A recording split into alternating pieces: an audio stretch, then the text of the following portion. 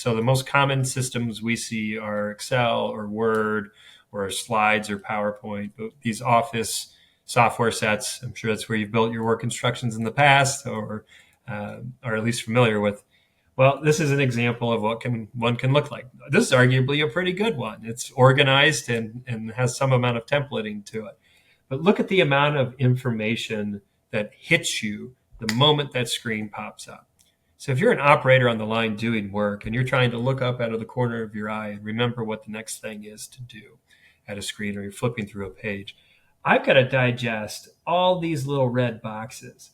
And then I've got to be able to take this back over here and be like, okay, that's the bracket divider. That's part number 104972. Like, do I even care? I probably just needed to know, take the one big piece sitting next to me and the other one and put them together and shoot some bolts to hold it all together. But I had to digest all this information before I could even get started.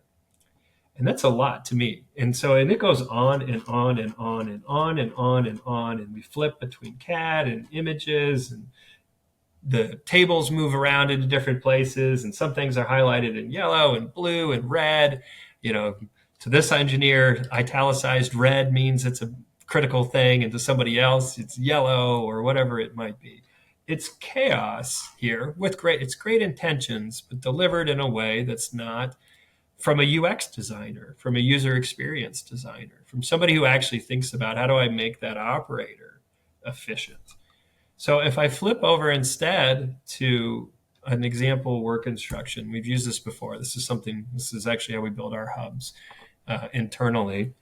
What we do is a layered content approach. You can still put in bill of material tables. They show up on top here with little drop-down menus. They can be expanded by default or collapsed by default, or not shown at all if the operator doesn't need to make a pick of which part it is or verify a part number.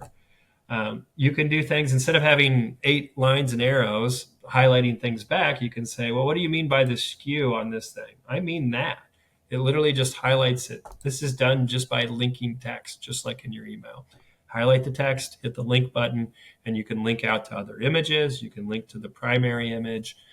You can add more images. You can add text to those lines and arrows, all that fun stuff. So you can always have all those features you use, but now you have an alternative. And what's really awesome is if you're the operator sitting on the other side of this, you look up out of the corner of your eye, you got a big reminder. Oh yeah, scan this thing. That's why you haven't moved yet. You're waiting for me to scan it. If I go to the next step, same thing. I've got this QR code right up here. Text for those who might not know what that means. Maybe it's training for the first time. I haven't built this in 6 months.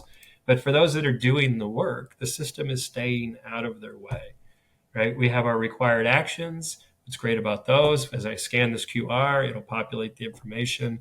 It auto advances forward. The operator doesn't touch the screen.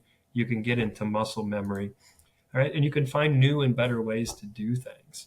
So it's just a key difference between balancing documentation, which is important and critical for everything that we do, with the ease of use by the operator as they're moving through the system. So I hope this is a helpful example. We can definitely show lots more.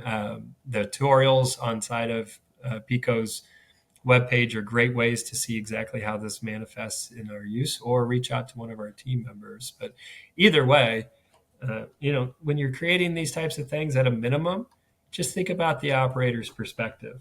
Is this what you want to look at when your job is to move as fast as possible through the build?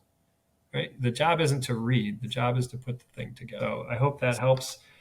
Just show it an alternative that's different. Thank you very much.